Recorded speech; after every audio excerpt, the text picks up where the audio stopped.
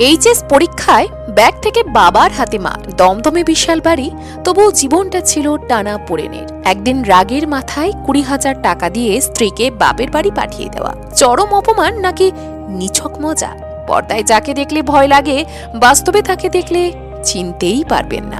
আজ বলবো এমনই এক অভিনেতার কথা। ইনি দেবরাজ মুখার্জি। ছোট পর্দায় দেবরাজ মুখার্জিকে দেখলেই একটা কথাই মাথায় আসে, এই লোকটা যেন শয়তানি করার জন্যই তৈরি।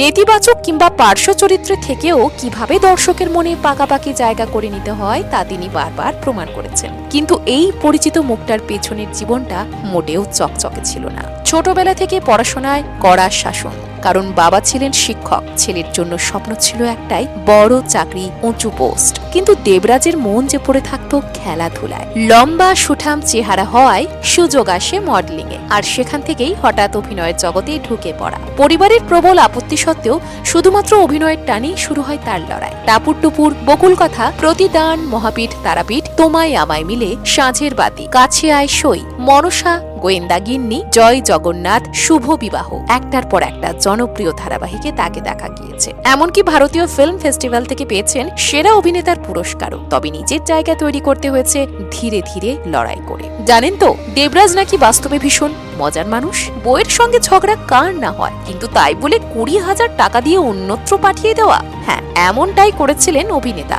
দেবরাজ ও তার স্ত্রীর সম্পর্ক বহুদিনের। স্বামী স্ত্রী হওয়ার আগেই ছিলেন খুব ভালো বন্ধু, তাই মান অভিমানও লেগেই থাকতো। একদিন প্রচন্ড ঝগড়ার পর দেবরাজের স্ত্রী ফোন করে বলেন যে বাড়ি থেকে দেবরাজ না খেয়ে বেরোবেন, সেই বাড়িতে তিনিও খাবেন না, তিনি বাপের বাড়ি চলে যাবেন।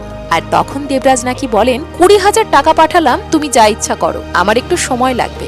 যদিও সবটাই হয়েছিল কিছুটা মজার ছলে। ছোট পর্দার পাশাপাশি বড় পর্দাতেও নিজের উপস্থিতি জানান দিয়েছেন দেবরাজ। ব্যোমকেশ ও দুর্গ রহস্যে ছোট চরিত্র হলেও দর্শকের কিন্তু নজর কেড়েছিলেন তিনি। আর তারপর এলো বড় সুযোগ। কঙ্গনা রানাউত অভিনীত, প্রযোজিত ও পরিচালিত ছবি এমার্জেন্সি। এই ছবিতে দেবরাজ মুখার্জিকে দেখা যায় সিদ্ধার্থ শঙ্কর রায়ের চরিত্রে। তবে এই সুযোগ কিন্তু হঠাৎ করে আসেনি। প্রায় 20,000 বাঙালি অভিনেতার অডিশনের পর এই চরিত্রে নির্বাচিত হন তিনি। মুম্বাই গিয়েছিলেন অনেক স্বপ্ন নিয়ে। এই ছবিটা তার কাছে ছিল ইচ্ছে পূরণের মতোই। এক সাক্ষাৎকারে দেবরাজ বলেছিলেন, বলিউডে বাঙালি অভিনেতাদের যেভাবে সম্মান দেওয়া হয়, টলিউডে হয়তো সবসময় তা মেলে না। তবে কঙ্গনার সঙ্গে স্ক্রিন শেয়ার করার অভিজ্ঞতাও ছিল তার কাছে বিশেষ।